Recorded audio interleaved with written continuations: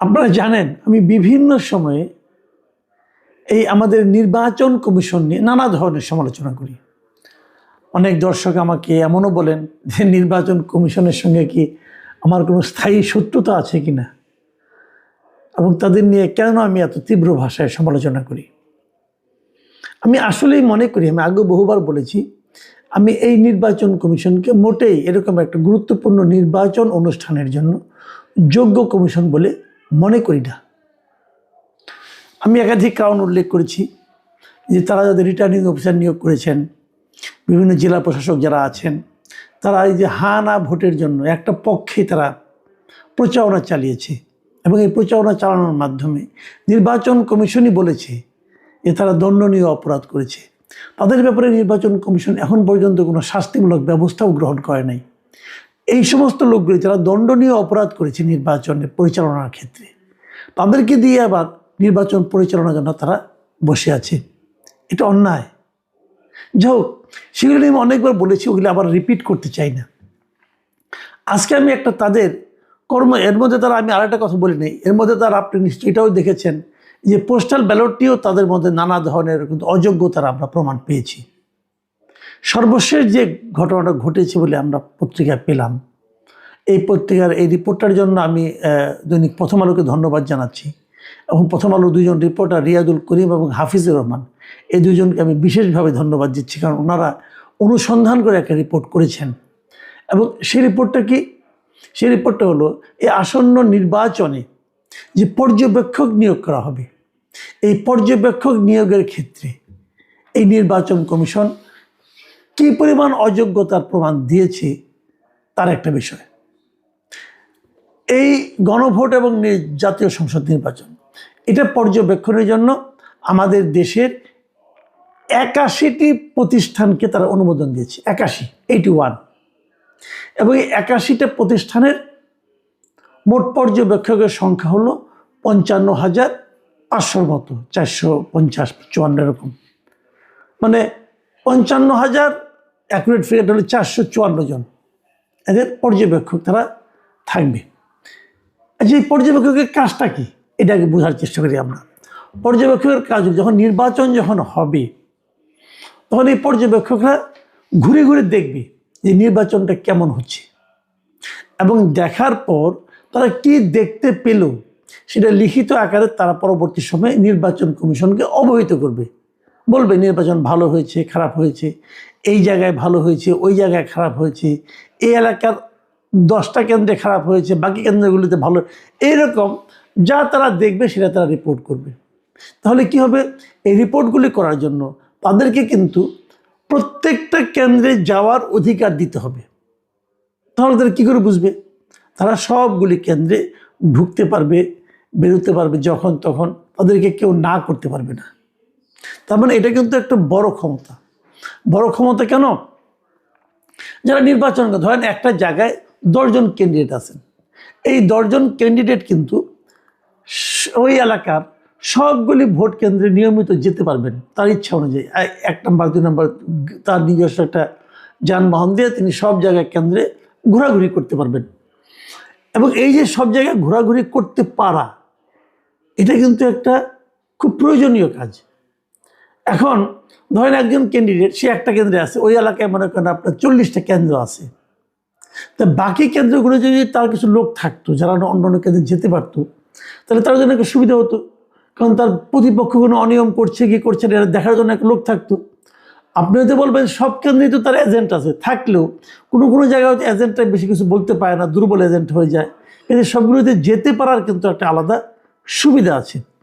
এটার জন্যই কিন্তু একসময় আমরা শুনতাম যে ডামি ক্যান্ডিডেট দেওয়া হয়। নিশ্চয়ই আপনি শুনেছেন যে একজন ক্যান্ডিডেট থাকে ওই এলাকায়, তার হয়ে নির্বাচন পর্যবেক্ষণের জন্য, নির্বাচন দেখার জন্য আরও হয়তো 10 জন ডামি ক্যান্ডিডেট থাকে। এই ডামি ক্যান্ডিডেটদের কাজটা কি? তারা কিন্তু নিজেদের ভোটার তদারক করে না, তারা যার ডামি ক্যান্ডিডেট তার ভোটার কেমন আছে, তার ভোটে কোনো সমস্যা হচ্ছে কিনা, বেসিক্যালি তারা এইগুলোই দেখত। এই ডামি ক্যান্ডিডেট থামানোর জন্যই কিন্তু নির্বাচন কমিশন একসময় বলেছিল যে এত আপনার এই স্বতন্ত্র ক্যান্ডিডেট দেওয়া যাবে না। তখন তারা কিন্তু স্বতন্ত্র নামে নেমে যায় এবং 1-2 জন প্রার্থীর ডামি হিসাবে সব জায়গায় ঘোরাফেরা করার একটা অধিকারও পায়। এখন যে এটা তো বন্ধ হয়ে গেছে, এখন তো বেশি ডামি ক্যান্ডিডেট দেওয়া যায় না। কিন্তু যদি একটা এলাকায় তার 20 জন পর্যবেক্ষক থাকে এবং এই 20 জন পর্যবেক্ষক যদি কোনো একজন প্রার্থী কিনে নিতে পারে, বলে তুমি পর্যবেক্ষণই করবা কিন্তু আমার হয়ে সব জায়গায় দেখবে, দেখভাল করবা, আমার পক্ষে কাজ করবা, তুমি যেহেতু সব কেন্দ্রে ঢুকতে পারছো, তা আমার প্রতিনিধি হিসেবে তুমি সব কেন্দ্রে ঢুকো, এটা আমার জন্য একটা সুবিধা। দেখেন হিসাবটা কিন্তু খুব সহজ। কাজে পর্যবেক্ষক হতে পারাটা একটা মানে মোটামুটি একটা লোভনীয় কাজ। তো এই এতক্ষণে কাহিনীগুলি বললাম।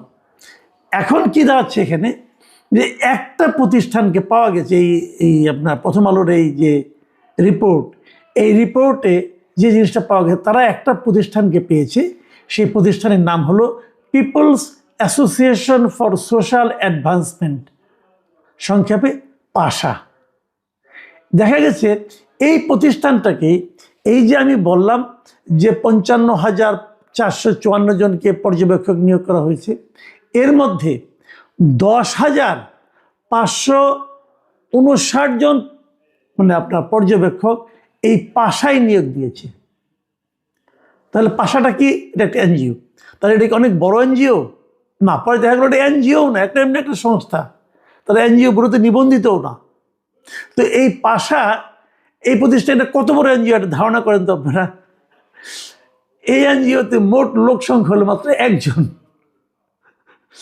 এনার যিনি মানে আপনার সৈয়দ হুমায়ুন কবির নামে একজন আছেন, উনি হলেন গিয়া এই এনজিওর সর্বা, উনিই সব, উনি নির্বাহী পরিচালক, উনিই সব।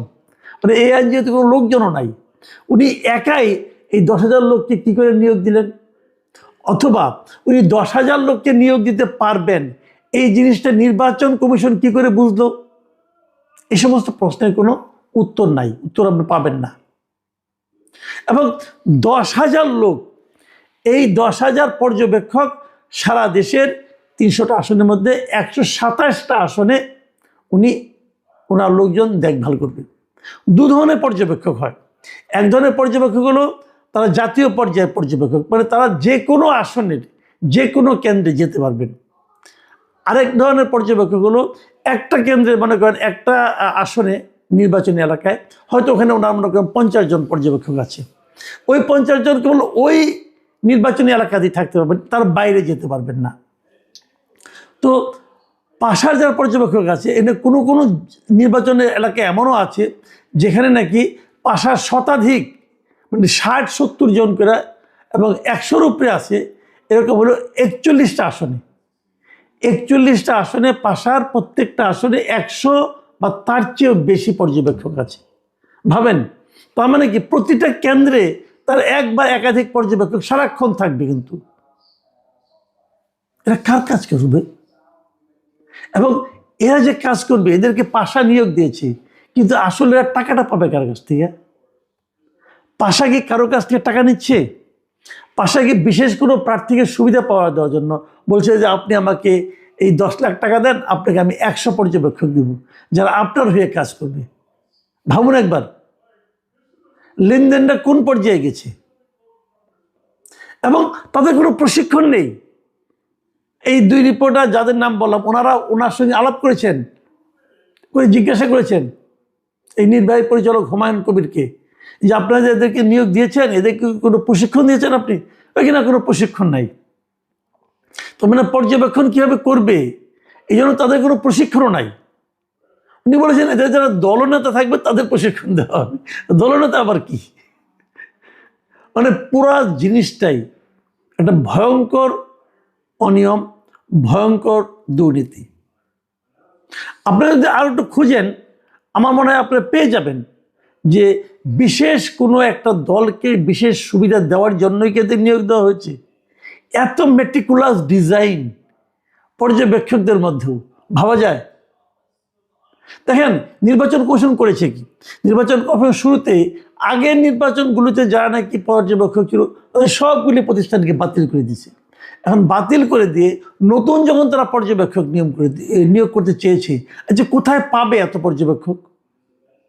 নির্বাচন আসে 5 বছর 6 বছর পর পর একটা করে, এত পর্যবেক্ষক এখানে আছে? নাই।